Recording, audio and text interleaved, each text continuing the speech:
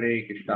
सभी भक्तों का हार्दिक स्वागत है आज आज के इस प्रातःकालीन श्रीमद् भागवत क्लास में। तो आज हम लोग एक बहुत महत्वपूर्ण अध्याय पढ़ेंगे। इनफैक्ट ये पूरा वीक हम लोग एक पूरे फ्लो में बहुत महत्वपूर्ण बातें, महत्वपूर्ण मैं इसलिए कह रहा हूँ क्योंकि ये हमारे भक्तिमय जीवन के लिए, जो अभी हम लोग साधना कर रहे हैं, उसके लिए बहुत जरूरी है। ये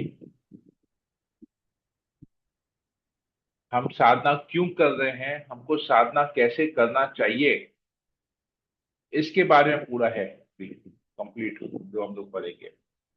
विशेषकर माता जी लोग के लिए तो बहुत ज्यादा जरूरी है, क्योंकि यहाँ पर हम पढ़ेंगे कि किस प्रकार भगवान कपिल मुनि अपनी माता देवहूति को भक्ति के बारे में बता रहे हैं। कैसे हो, देवहूति पूछती है, मैं तो स्त्री हूं, मैं कैसे भक्ति कर पाऊंगी। तो पर्टिकुलर माता जी के लिए, स्त्रियों के लिए भगवान ये इंस्ट्रक्शन देते हैं कि स्त्री हो के आप कैसे भक्ति कर सकते हैं, ये यहाँ पर है। ये पूरा हम लोग अभी पूरा ये हफ्ता इसी के बारे में हम लोग डिटेल में पढ़ेंगे। तो भक्ति की महिमा क्या है, भक्ति कैसे करनी चाहिए, और इसके साथ स्त्री होके भी स्त्री का शरीर में कैसे भक्ति करनी चाहिए, उसके बारे में हम पढ़ेंगे। ओम ज्ञानतिमिरान्धस्य ज्ञानाञ्जनशलाकया चक्षुरुन्मीलितं येन तस्मै श्रीगुरुवे नमः। नमो विष्णुपादाय कृष्णप्रेष्ठाय भूतले श्रीमते भक्तिवेदांत स्वामिनिति नामिने। नमस्ते सरस्वती देवे गौरवाणी विचारिणे निर्विशेष शून्यादि पाश्चात्य। हे कृष्णा करुणा सिंधु दीनबंधो जगतपते गोपेश गोपिका कांत राधा कांत नमस्ते। सप्त कांचन गौरांगी राधे वृंदावनेश्वरी विश्वानुसुते देवी प्रणमामि। वाञ्छाकल्पतरुभ्यश्च कृपा सिन्धुभ्य च पतितानां पावनेभ्यो वैष्णवेभ्यो नमो नमः।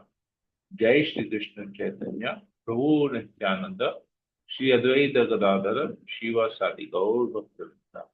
हरे कृष्णा कृष्ण कृष्ण हरे हरे, हरे राम राम राम हरे हरे। मंगलाचरण की जय। ओम नमो भगवते वासुदेवाय। ओम नमो भगवते वासुदेवाय। ओम नमो भगवते वासुदेवाय। श्रीमद् भागवतम तीसरा स्कंद अध्याय 25, भक्ति योग की महिमा। इस अध्याय को हम लोग दो पार्ट में डिवाइड करेंगे। पहले 27 श्लोकों में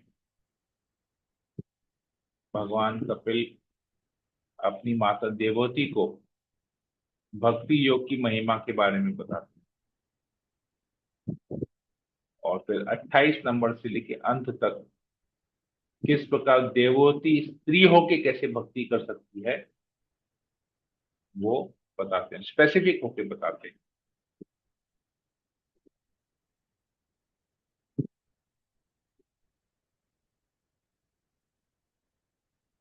श्री शौनक ने कहा, यद्यपि पूर्ण पुरुषोत्तम भगवान अजन्मा है, किंतु उन्होंने अपनी अंतरंगा शक्ति से कपिल मुनि के रूप में जन्म धारण किया। वह संपूर्ण मानव जाति के लाभार्थ दिव्य ज्ञान का विस्तार करने के लिए अवतरित हुए। देखिए, संपूर्ण मानव जाति, ये जो भक्ति योग है संपूर्ण, इस किसी एक विशेष व्यक्ति के लिए या एक किसी व्यक्ति जाति के लिए नहीं, संपूर्ण मानव जाति सबके लिए, जिन्होंने मनुष्य का जन्म लिया है, जो मनुष्य योनि है, सबके लिए ये लागू होता है, सबके लिए लाभदायक है। शौनक ने आगे कहा, स्वयं भगवान से अधिक जानने वाला कोई अन्य नहीं है, न तो कोई उनसे अधिक पूज्य है, न अधिक प्रौढ़ योगी। अतः वे वेदों के स्वामी हैं और उनके विषय में सुनते रहना इंद्रियों को सदैव वास्तविक आनंद प्रदान करने वाला है। तो हम भगवान के बारे में जितना भी सुनेंगे, उनके गुणों के बारे में, उनकी लीलाओं के बारे में, ये हमेशा हमको आनंद ही प्रदान करेगा हमारी इंद्रियों को। भौतिक जगत की कुछ भी कथा को सुनेंगे, कुछ समय तक अच्छा लगेगा, फिर उसके बाद बोरिंग लगेगा, फिर सुनने की इच्छा नहीं होगी। परंतु भगवान की कथा ऐसी नहीं है। भगवान की कथा हमेशा निरंतर आनंद प्रदान करती है। अतः कृपया उन भगवान के समस्त कार्यकलापों एवं लीलाओं का संक्षेप में वर्णन करें, जो स्वतंत्र हैं और अपनी अंतरंगा शक्ति से इन सारे कार्यकलापों को संपन्न करते हैं। तो यहाँ पर भगवान कपिल की लीला को डिटेल में सुनने के लिए लोग बता रहे हैं।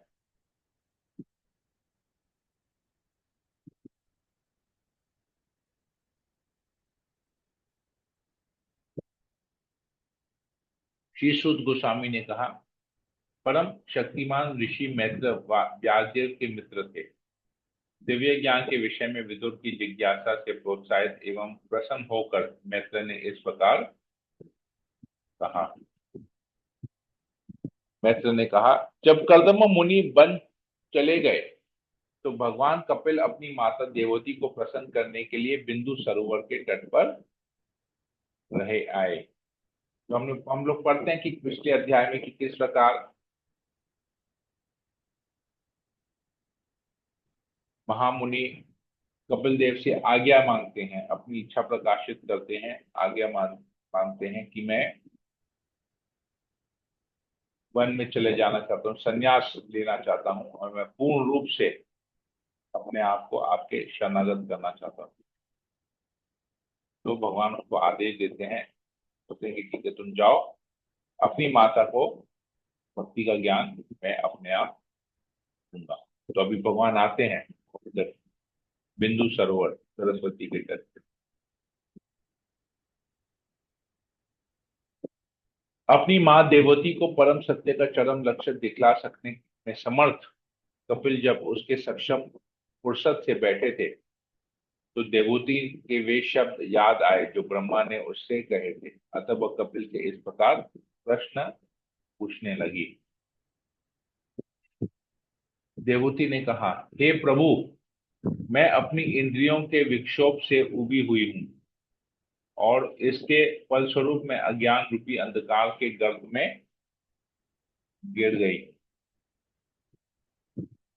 हे प्रभु, आप ही अज्ञान को इस घने अंधकार से बाहर निकलने का एकमात्र साधन है, क्योंकि आप ही मेरे दिव्य नेत्र हैं, जिसे मैंने आपके अनुग्रह से अनेकानेक जन्मों के पश्चात प्राप्त किया है। आप श्री भगवान हैं, जो समस्त जीवों के मूल तथा परमेश्वर हैं। आप ब्रह्मांड के अज्ञान रूपी अंधकार को दूर करने के लिए सूर्य की किरणें विस्तारित करने के लिए उदित हुए हैं। हे प्रभु, आप प्रसन्न हो और मेरे महामोह को दूर करें। अहंकार के कारण मैं आपकी माया में व्यस्त रही और मैंने अपने आप को शरीर रूप में तथा फलस्वरूप शारीरिक संबंधों के रूप में पहचाना। मैंने आपके चरण कमलों की शरण ग्रहण की है, क्योंकि आप ही एकमात्र व्यक्ति हैं जिनकी शरण ग्रहण की जा सकती है। आप वह कुल्हाड़ी हैं जिससे संसार रूपी वृक्ष काटा जा सकता है। अतः मैं आपको नमस्कार करती हूँ, क्योंकि समस्त योगियों में आप महानतम हैं। मैं आपसे पुरुष तथा स्त्री और आत्मा तथा पदार्थ के संबंध के विषय में जानना चाहती हूँ।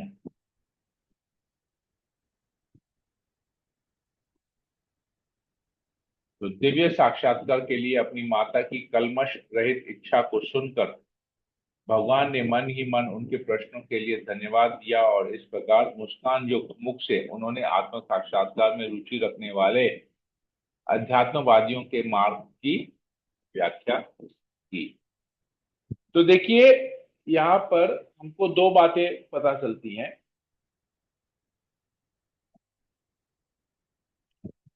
सबसे पहला कि अगर हमको ज्ञान चाहिए तो हमको उसके सामने मूर्ख बनना पड़ेगा। अगर हमको भले कितना ही ज्ञान क्यों ना हो, जो भी ज्ञान हो, जितना भी ज्ञान हो, अगर हमको उचित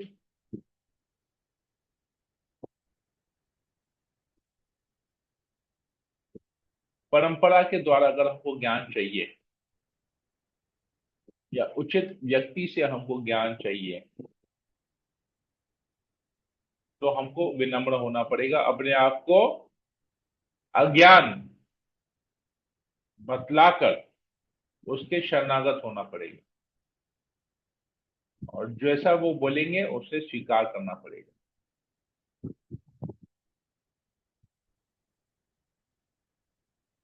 और दूसरा, जिससे हम ज्ञान लेते हैं उसकी स्तुति, उसके बारे में हमको पता भी होना चाहिए, तभी हम उससे ज्ञान ले पाएंगे और उसको श्रद्धा पूर्वक सुन पाएंगे, श्रद्धा पूर्वक उस श्रवण करके उसको समझ पाएंगे। तो यहाँ पर देवती को पता है कि वो किससे ज्ञान ले रही है, उनकी स्तुति करती है और उनसे प्रश्न करती है विनम्रता पूर्वक। इसलिए भगवान गीता में कहते हैं, तद विधि प्रणिपातेन परिप्रश्नेन सेवया उपदेक्षन्ति ते ज्ञानं ज्ञानिनः तत्त्वदर्शिनः। तुम गुरु के पास जाओ, प्रामाणिक गुरु के पास जाओ, विनम्र भाव से उसकी सेवा करो। गुरु इस सेवा से खुश होंगे और तुम्हें उचित ज्ञान प्रदान करेंगे, परम सत्य का ज्ञान, भगवान के बारे में तुम्हें बतलाएंगे। यहाँ पर तो भगवान स्वयं आ गए हैं, लेकिन प्रोसेस वही है। देवती शरणागत हुई है, हालांकि कपिल मुनि उनके पुत्र हैं, परंतु वो अपने पुत्र के उन्हें अपने पुत्र के रूप में नहीं देख रही, उन्हें भगवान के रूप में देख रही है, शरणागत हो रही है और उनसे उचित ज्ञान की पाने की जिज्ञासा कर रही है, विनम्र भाव से प्रश्न पूछ रही है। तो ये तरीका होता है ज्ञान का, ज्ञान लेने का। तब भगवान आगे कहते हैं, भगवान ने उत्तर दिया, भगवान अभी मन ही मन मुस्कुराते, जैसे हम लोग देखते हैं कि गीता में भी जब अर्जुन बहुत सारे प्रश्न पूछता है, फिर जब अंत में शरणागत होता है, बोलते हैं मैं अभी आपका शरणागत हूं, अब आप मुझे ज्ञान दीजिए, तो भगवान उस समय मुस्कुराते हैं और फिर उसको ज्ञान देना प्रारंभ करते हैं। तो यहाँ पर भी देखते हैं भगवान मुस्कुरा रहे हैं, मन ही मन मुस्कुरा रहे हैं, आनंदित हैं, और अब वो अपनी माता देवती से बोलना प्रारंभ करते हैं। जो भी प्रश्न देवती पूछते हैं उनके उत्तर को देना प्रारंभ। भगवान ने उत्तर दिया, जो योग पद्धति भगवान तथा व्यक्तिगत जीवात्मा को जोड़ती है, जो जीव आत्मा के चरम लाभ के लिए है और जो भौतिक जगत में समस्त सुखों तथा दुखों से विरक्ति उत्पन्न करती है, वही सर्वोच्च योग पद्धति है। तो भगवान योग पद्धति, यहाँ पर कौन सा योग पद्धति के बारे में बताया जा रहा है? कोई बता सकता है कि यहाँ पर भगवान किस योग पद्धति के बारे में बात कर रहे हैं?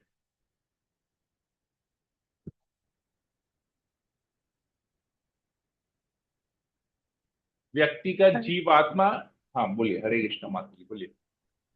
भक्ति योग क्या सर यस, प्रभु? भक्ति योग, राइट।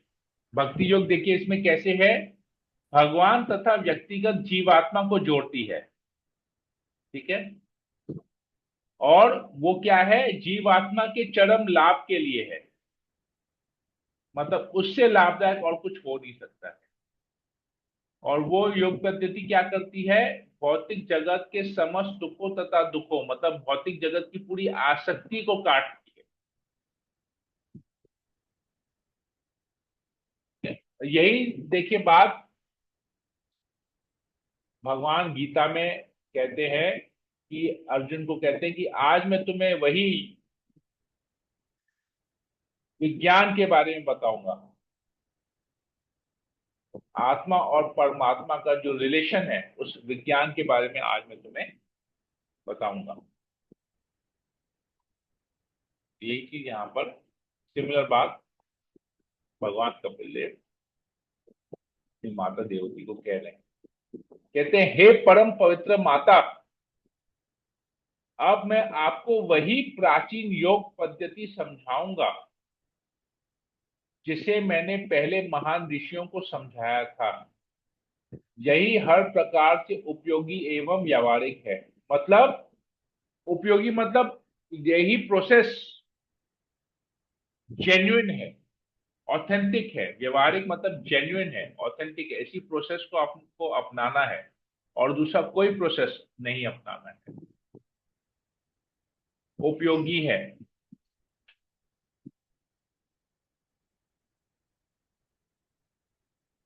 जीवात्मा की चेतना जिस अवस्था में प्रकृति के तीन गुणों के द्वारा आकृष्ट होती है वह बद्ध जीवन कहलाती है। किंतु जब वही चेतना श्री भगवान के प्रति आसक्त होती है तो मनुष्य मोक्ष की चेतना में स्थित होता है। तो मनुष्य की स्थिति क्या है? मनुष्य की चेतना क्या है? जब इस भौतिक जगत के लिए मनुष्य आकर्षित होता है तो वो बद्ध जीवन में आ जाता है, और वही चेतना जब भगवान के चरणों में लगती है तो वो मुक्त जीवन में आ जाता है।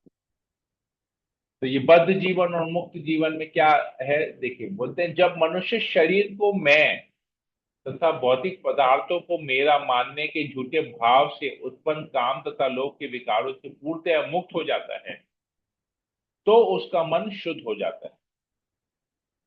अर्थात कहने का मतलब यहाँ पर है कि जब तक हम मैं और मेरा के भाव में लगे रहेंगे कि मैं ये शरीर हूं, ये भौतिक चीजें ये मेरी है,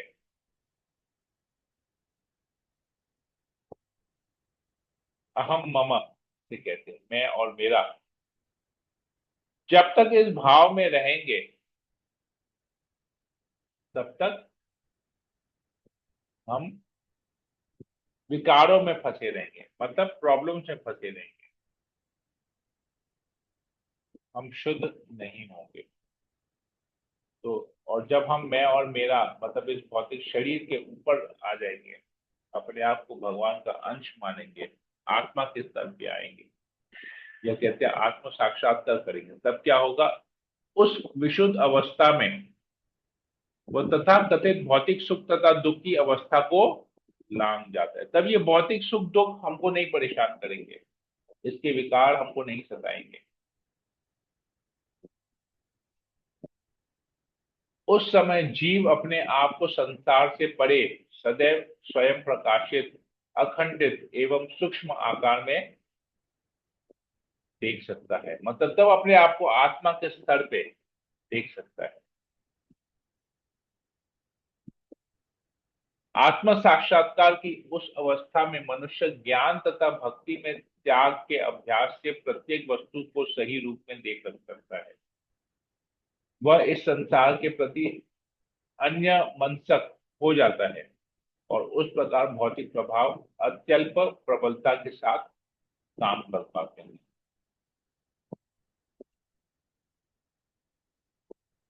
किसी भी प्रकार का योगी जब तक श्री भगवान की भक्ति में प्रवृत्त नहीं हो जाता तब तक आत्म साक्षात्कार में पूर्णता प्राप्त नहीं प्राप्त हो की जा सकती, क्योंकि भक्ति ही एकमात्र शुभ मार्ग है।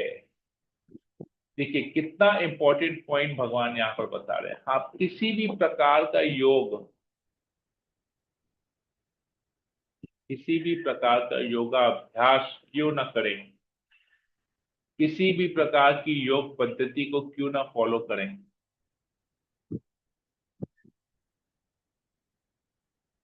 अगर उस योग पद्धति में या उस योगा अभ्यास में भगवान की भक्ति नहीं है तो वो पूर्ण नहीं है, दैट इज नॉट परफेक्ट।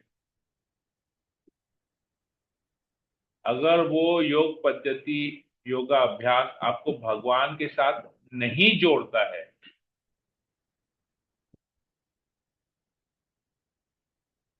भगवान के साथ जोड़ना मतलब भगवान का निराकार रूप नहीं, भगवान का साकार रूप, जिसमें आप अपने आप को भगवान के अंश के रूप में, भगवान के भक्त के रूप में देखते हैं, उसकी यहां पर बात हो रही है। तब तक वो योग पद्धति बेकार है, इम्परफेक्ट है, परफेक्ट नहीं है, इम्परफेक्ट है, कंप्लीट नहीं है, इनकम्प्लीट है, पूर्ण नहीं है। क्यों? क्योंकि भक्ति ही एकमात्र शुभ मार्ग है। देखिए, एकमात्र बता दिया यहां पर, मतलब दूसरा कोई रास्ता नहीं है। और किसी भी प्रोसेस से, किसी भी योगाभ्यास से, किसी भी योग पद्धति से आप भगवान को नहीं प्राप्त कर सकते, क्योंकि कोई दूसरी योग पद्धति है ही नहीं भगवान को प्राप्त करने की। केवल एक ही योग पद्धति, एक ही रास्ता है, वो है भक्ति योग। बस भगवान यहाँ पर क्लियर कर दिए, इसके बारे में दूसरा कोई क्वेश्चन या दूसरा कोई संशय नहीं है, इधर स्पष्ट बोल दिए भगवान। भक्ति ही एकमात्र शुभ मार्ग है।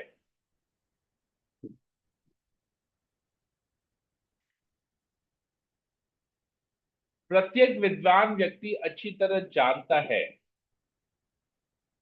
कि सांसारिक आसक्ति ही आत्मा का सबसे बड़ा बंधन है, किंतु वही आसक्ति यदि स्वरूप सिद्ध भक्तों के प्रति हो जाए तो मोक्ष का द्वार खुल जाता है। तो ये बात किसको पता है कि सांसारिक आसक्ति, सांसारिक सांसारिक आसक्ति बंधन का कारण है? विद्वान व्यक्ति। तो अगर हम अपने आप को विद्वान समझते हैं, हाँ समझते, अरे मेरे पास तो ज्ञान है, क्या प्रभु हमको ज्ञान देंगे, हमें सब पता है, और अपना ज्ञान झाड़ना चालू करते हैं।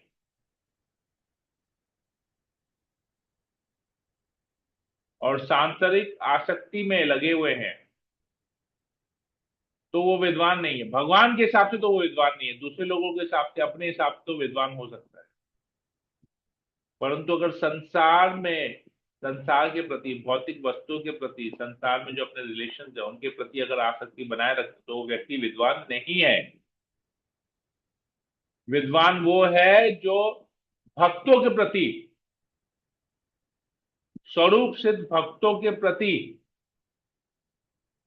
जो आसक्ति रखता है,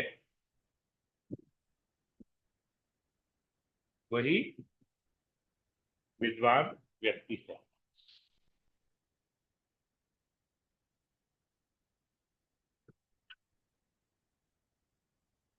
साधु के लक्षण हैं। अब ये स्वरूप सिद्ध व्यक्ति कौन है, स्वरूप सिद्ध भक्त कौन है, उसके यहाँ पर भगवान लक्षण बता रहे हैं। वो सहनशील होना चाहिए, दयालु होना चाहिए, समस्त जीवों के प्रति मैत्री भाव रखता है, उसका कोई शत्रु नहीं है, वह शांत रहता है, वह शास्त्रों का पालन करता है, और उसके सारे गुण अलौकिक होते हैं। ये क्वालिटीज, तो अगर हमको किसी भक्त के प्रति आसक्ति बनानी है तो उसमें ये सारे गुण हम देख सकते हैं, तभी हम उसके प्रति आसक्ति बना सकते हो। या जो दिया है इसका पूरा, कि किसके प्रति, कौन से भक्त, किसका हमको, मतलब बेसिकली हमको किसको गुरु बनाना चाहिए, ये यहाँ पर बता दिया गया है।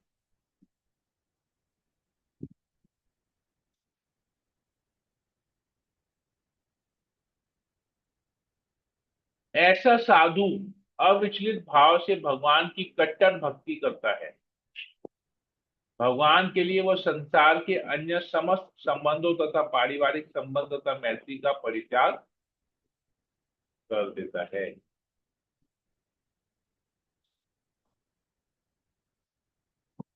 निरंतर मेरे अर्थात पूर्ण पुरुषोत्तम भगवान के कीर्तन तथा श्रवण में संलग्न रहकर साधुगण किसी प्रकार का भौतिक कष्ट नहीं पाते, क्योंकि वे सदैव मेरी लीलाओं तथा कार्यकलापों के विचारों में ही निमग्न रहते हैं।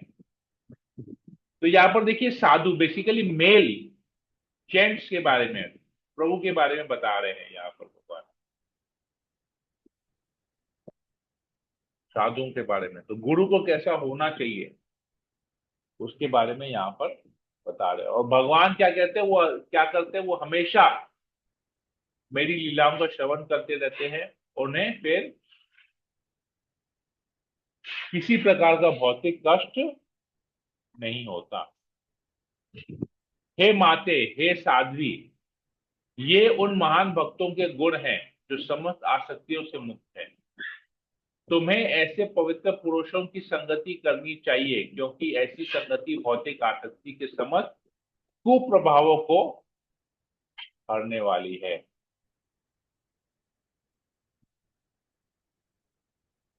शुद्ध भक्तों की संगति में श्री भगवान की लीलाओं तथा उनके कार्यकलापों की चर्चा कान तथा हृदय की अत्यधिक रोचक एवं प्रसन्न करने वाली होती है। ऐसे ज्ञान के अनुशीलन में मनुष्य धीरे धीरे मोक्ष मार्ग में अग्रसर होता है, तत्पश्चात मुक्त हो जाता है और उसका आकर्षण स्थिर हो जाता है। तब असली संपन्न तथा भक्ति योग का शुभ आरंभ होता है। तो अभी जो हम लोग भक्ति कर रहे हैं, ये भक्ति योग का अभ्यास है, भक्ति योग नहीं है। देखिए, भक्ति योग का अभ्यास है।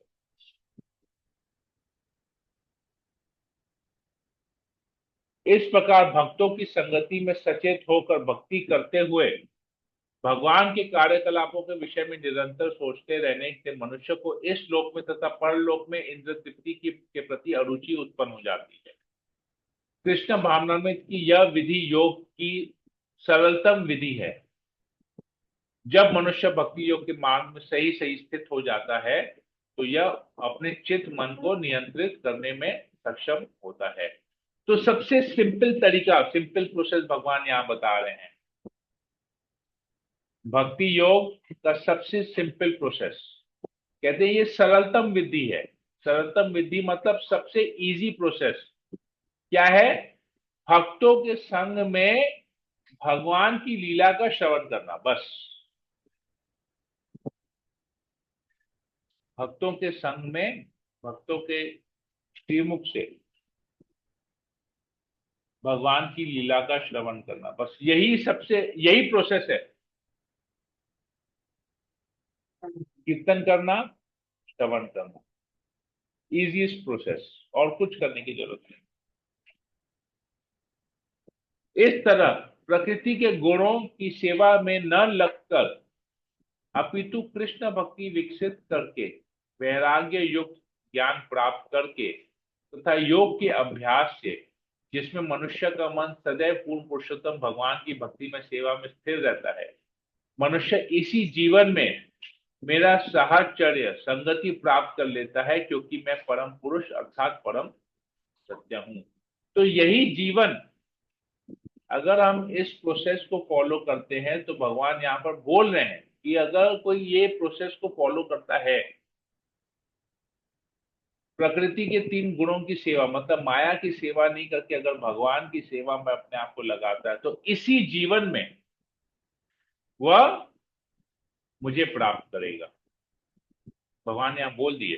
तो आपको और हजारों लाखों जन्म लेने की जरूरत नहीं है। भगवान कहता है अगर इसी जन्म में मनुष्य अगर इसी प्रोसेस को, भक्ति के इस प्रोसेस को, जिसमें भगवान की कथाओं का श्रवण और कीर्तन, भगवान के पवित्र नाम का कीर्तन अगर कोई करता है, तो ये काफी है।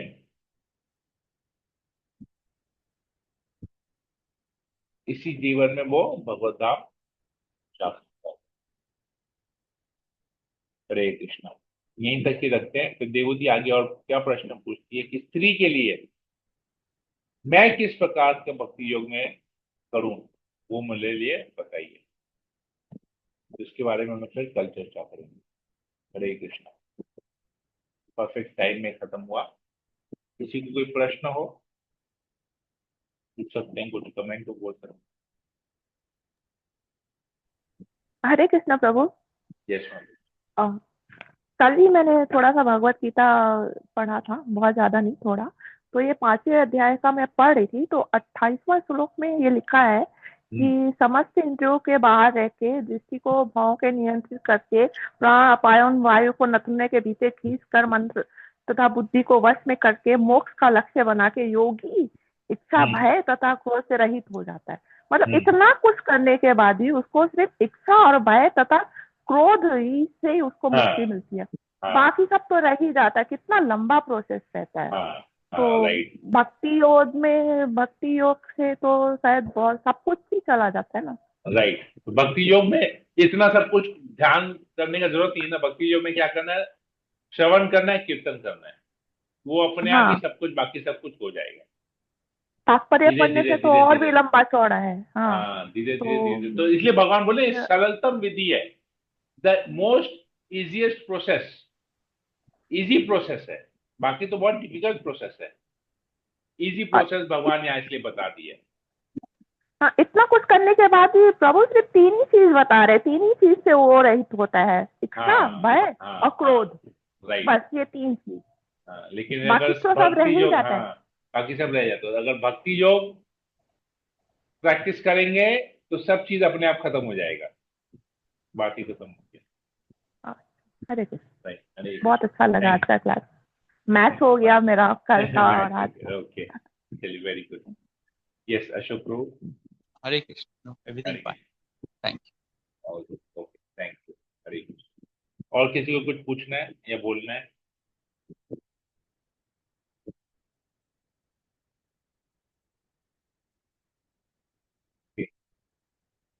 दरिया रानी चितवन ने ज्वाइन किया है बहुत महीनों बाद। राइट।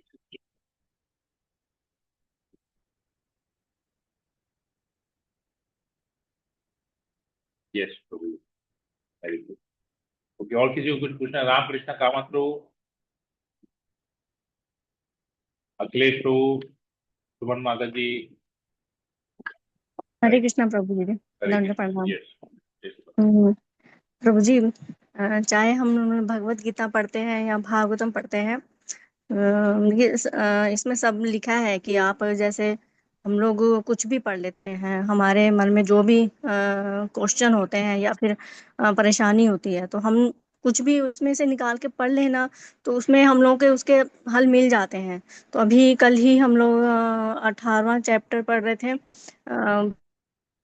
उसमें मेरे दिमाग में बहुत सारी चीजें और परेशानियां चल रही थी कल वैसे भी। हम्म। तो उसमें 18वां चैप्टर का 58 श्लोक है। तो हम्म। उसमें मतलब कि प्रभु जी भगवान स्वयं बोल रहे हैं कि जो भक्ति कर लेता है और मेरे शरण, मतलब कि तकरीबन सभी श्लोकों में, मतलब कि चैप्टर में ये बोला है भगवान ने कि जो शरणागत आ जाता है वो जितनी भी बाधाएं हैं वो तुरंत लांग जाता है।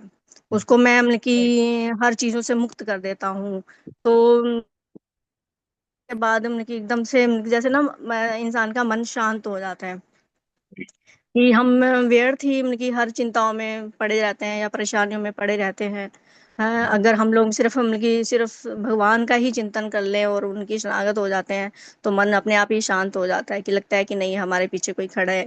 हम्म। तो बहुत ये प्रभाव पड़ता है इस चीज का कि चाहे मन कितना भी अशांत हो, तो वो पढ़ने के बाद अपने आप ही रिलैक्स हो जाता है इंसान। तो बल्कि कितना जरूरी है शास्त्र। देखिए ना, पढ़ना, अगर आपको पढ़ना भी नहीं है ना, ये जो प्रहलाद महाअवतार नरसिम्हा, देखिए प्रहलाद महाराज क्या करते हैं। कितना कितना प्रॉब्लम्स, खाली वो क्या कर रहे हैं? हर समय भगवान का नाम जप कर रहे हैं। ओम नमो भगवते वासुदेवाय, ओम नमो नारायण। केवल यही दे रहे हैं भगवान।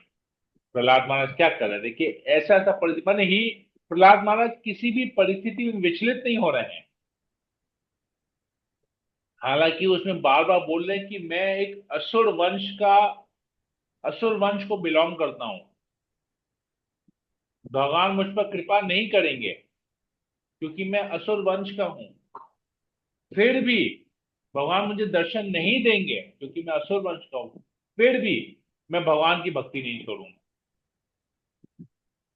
मेरा और कोई आकर्षण नहीं है, भगवान विष्णु ही एकमात्र मेरे आकर्षण है और कुछ नहीं है। वो चाहे मुझे दर्शन दे या नहीं दे, उनकी इच्छा, पर मैं उनकी भक्ति नहीं छोड़ूंगा। तो ये तो प्रहलाद महाराज का एग्जाम्पल है ना, हम लोग तो देख रहे हैं कि हम लोग एक्चुअली बहुत सारी, जब हमारे पास ऐसी परिस्थितियां होती है हम लोग भगवान को भूल जाते हैं। कि प्रहलाद महाराज कभी नहीं, कैसी कैसी विपरीत, मतलब सोचिए उनके खुद के परिवार उनको, उनके खुद के पिता उनके शत्रु है, पर वो अपने पिता को शत्रु के रूप में नहीं देखता। वो बार बार प्रचार कर रहा है, आप विष्णु की शत्रुता को छोड़ दीजिए, विष्णु की शत्रुता को छोड़ दे, विष्णु हमारे शत्रु नहीं है, हमारे शत्रु नहीं है। सोचिए क्या भाव है प्रहलाद महाराज। मैंने कल मूवी भी से शेयर किया, मैं तो ऑलरेडी 3 बार देख चुका हूँ मूवी। मैं तो देखना चाहता हूँ कितनी बार मैं देख पाऊंगा इसको। हरे कृष्णा। हरे कृष्णा प्रभु धन्यवाद। विनीता माता जी। यस प्रभु, हम लोग भी मूवी देख के आए और जैसे मूवी देख के मैं घर में घुस रही थी ना, तो इतनी काली बिल्ली ने घर का रास्ता काट दिया। वो बिल्ली देख के मैं डर गई और फिर मैंने तुरंत प्रहलाद महाराज को याद किया, ओम नमो भगवते वासुदेवाय, और मैं क्रॉस कर गई। मैं ऐसा नहीं तो मैं ना रुक जाती थी कि पहले कोई जाए मेरी बला चले, पर मैंने उस समय ये नहीं सोचा। और ये जो आप बोल रहे हैं मूवी से, मैंने छोटा सा वीडियो भी बना के लाई कि मैं असुर हूँ, भगवान मुझसे क्यों मिलेंगे बोल के, मैं वो शेयर। Thank you. और ऐसे में प्रभु हम लोग को ये जो छोटी छोटी चीजें दिखती हैं, तो उसको हम लोग को नहीं मानना चाहिए ना। अब नहीं मानना चाहिए, नहीं नहीं नहीं, अब शगुन वगैरह नहीं मानना चाहिए। ठीक है प्रभु, थैंक यू। हरे कृष्ण। हरे कृष्ण। ठीक है, और हरे किसी कुछ? हरे कृष्णा प्रभु जी, दंडोत प्रणाम। हरे कृष्ण। प्रभु जी मतलब एकदम मतलब टॉप मोस्ट पे मैंने भक्ति करना ही मतलब मेन है। मैंने सुनने से ऐसा लगता है कि मैंने सब विधि विधान से सबसे ज्यादा भगवान की मैंने शुद्ध भक्ति मैंने करना, शुद्ध भक्तों के मुंह से मतलब भगवान का लीला के बारे में उनके मैंने सब कुछ सुनना, मतलब यही मेन एकदम है पॉइंट। तो डेली डेली हमको प्रयास करना चाहिए, ये हम लोग डेली श्रवण करें, डेली बुक पढ़ें। अगर किसी दिन में क्लास नहीं कर पाता तो आप लोग को एटलीस्ट भागवतम खोल के आगे पढ़ लेना चाहिए। भले हम लोग फिर अगले दिन उसके ऊपर वापस से चर्चा करें, पर आप लोग को पढ़ना चाहिए। किसी न किसी कारण से मैं क्लास नहीं कर पाता तो डेली भागवतम एवरीडे पढ़ना चाहिए, प्रतिदिन हमको पढ़ना चाहिए। नित्यम भागवत सेवया, प्रतिदिन इस भगवान की हमको इस भागवत की सेवा करनी चाहिए। भागवत का श्रवण करना, भागवत को पढ़ना भागवत की सेवा है। नित्यम भागवत सेवा है, कानों से और जीवा से भागवत की सेवा करनी चाहिए। अच्छा, एक इस भागवत से मुझे याद आया कि अभी 7 तारीख को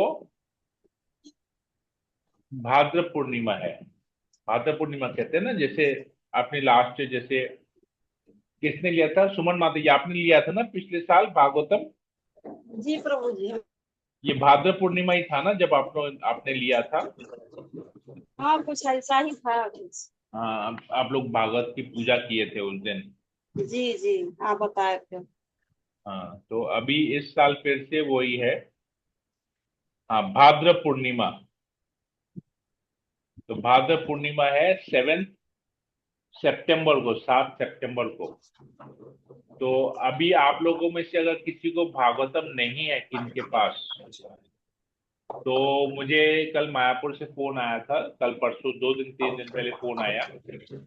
तो ऐसे हिंदी भागवत का प्राइस 8,500 रुपया है, हिंदी और बंगला का पर क्योंकि भाद्र पूर्णिमा है तो उन लोग मुझे बहुत अच्छा डिस्काउंट दे रहे हैं।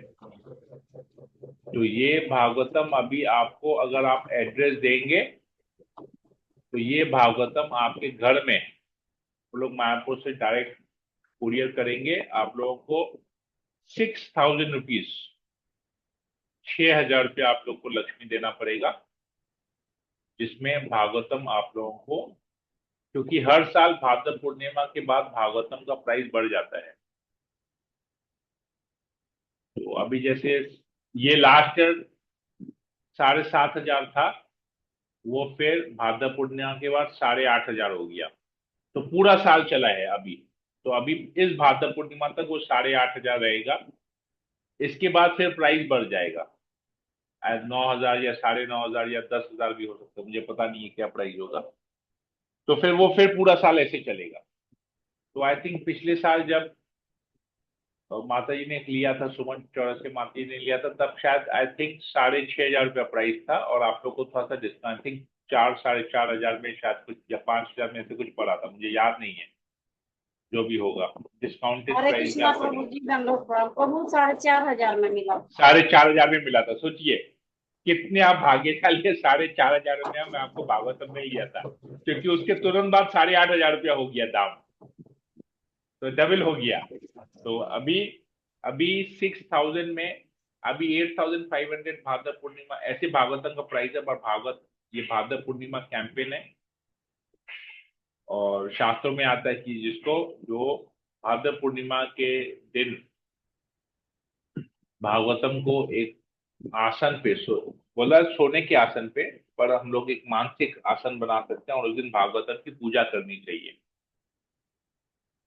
तो ऐसे करेंगे तो भगवान की विशेष कृपा, क्योंकि भागवतम कुछ नहीं, भागवतम भगवान का ग्रंथ अवतार है। जैसे भगवान नरसिंह देव की अवतार है, वैसे भागवतम भी भगवान का अवतार है, किंतु उसे ग्रंथ अवतार कहते हैं। भगवान ने ग्रंथ के रूप में अवतार लिया।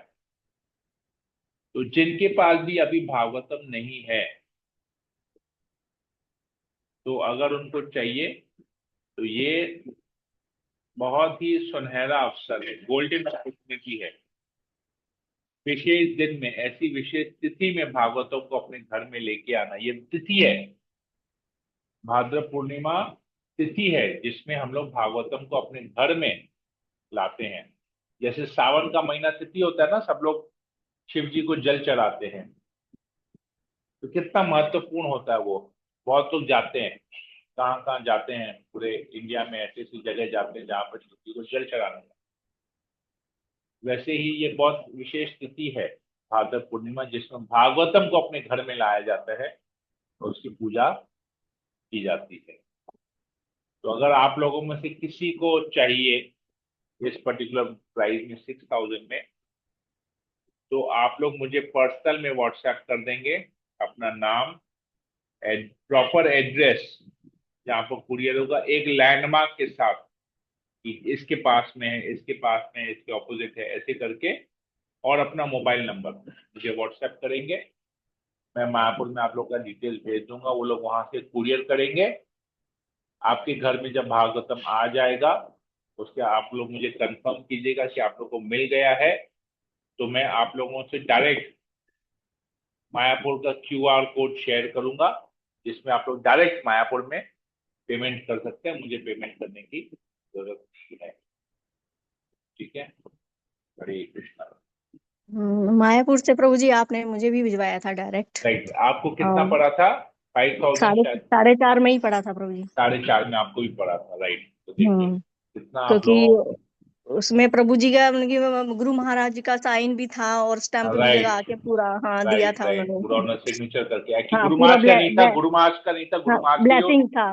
गुरु महाराज के जो शिष्य हैं, जो सन्यासी हैं, भक्ति विजय भागवत महाराज, जो गुरु महाराज का पूरा बुक हम्म का डिस्ट्रीब्यूशन देखते हैं, हम्म वो उन्होंने, मैंने एक्चुअली, वो मायापुर में थे नहीं उस समय, तो मैंने उनके असिस्टेंट को फोन किया था और बोला था कि प्रभु देखिए ना, अगर महाराज का सिग्नेचर हो जाए, 2 दिन रुक के भेजिएगा, पर महाराज से सिग्नेचर करवा के भेजिएगा।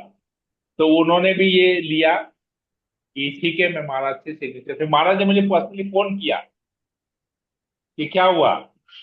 मैंने महाराज प्लीज आप अगर बोले तो ऐसे तो मैं सब में करते रहूंगा तो फिर मैं प्रचार कब करूंगा। मैंने बोला महाराज एक में कर दीजिए, एक में कर दीजिए। तो महाराज ने बोला कि ठीक है, मैं फर्स्ट कैंटो, ऐसे खाली फर्स्ट कैंटो में सिग्नेचर होके आया था, वो फर्स्ट कैंटो का सील खुला था हाँ, फर्स्ट और उसमें वाले में किया सिग्नेचर। था। तो महाराज ने बोला कि ठीक है, मैं फर्स्ट कैंटो में खाली अपना वो कर देता हूँ, ब्लेसिंग्स कर देता हूँ, साइन कर देता हूँ और पूजा कर देता हूँ। मैं बोला ठीक है महाराज, आप वैसे ही कर दीजिए, आप जो आपको उचित लगे, जैसा आप ठीक समझा वैसे कीजिए।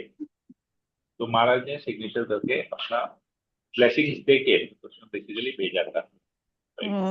उनकी ब्लेसिंग की वजह याद आ से गया। शायद उनकी बेटी का भी उनकी उसने पढ़ना शुरू किया है शायद। राइट, ठीक है, ओके। हरे तो कुछ प्रश्न है। Yes, so nursing home movie example, बच्चों सब बात करते हैं पूरे। What is the difference between Bhagavad Gita book we get in the market and the book you provide? Is it same book we get from ISKCON stall? Yes, ISKCON में हम लोग जो भगवत गीता का प्रचार करते हैं वो ISKCON की भगवत गीता है। इसमें और मार्केट में फर्क है। मार्केट में बहुत सारे भगवत गीता मिलेंगे आपको, अलग अलग लेखक के। कुछ कुछ तो ऐसे हैं जो भक्त नहीं है फिर भी उन्होंने भगवत गीता के ऊपर टिप्पणी की है, तो उसको हम नहीं पढ़ते। हम लोग केवल ISKCON में प्रभुपाद द्वारा जो भगवत गीता की टिप्पणी की गई है, हम लोग केवल उसी को फॉलो करते हैं। तो ISKCON के स्टॉल में जो आप भगवत गीता लेंगे और हम लोग भी उसी भगवत गीता के विषय में डिस्कस करते हैं। राइट, हरे कृष्ण। ठीक है, तो आप लोगों में से अगर किसी को भागवतम चाहिए हो तो मुझे बता दीजिएगा। हरे कृष्णा। ठीक है, मैं सेशन को यही एंड करता हूँ। हरे कृष्णा कृष्ण कृष्ण प्रभु हरे जी। हरे, हरे राम राम राम हरे हरे। वाञ्छा कल्पतरुभ्यश्च कृपा सिन्धुभ्यैव च पतितानां पावनेभ्यो वैष्णवेभ्यो नमो नमः। संवेद भक्त वृंद की जय, जगत गुरु श्रील प्रभुपाद की जय, श्रीमद् भागवतम की जय। हरे कृष्णा। हरे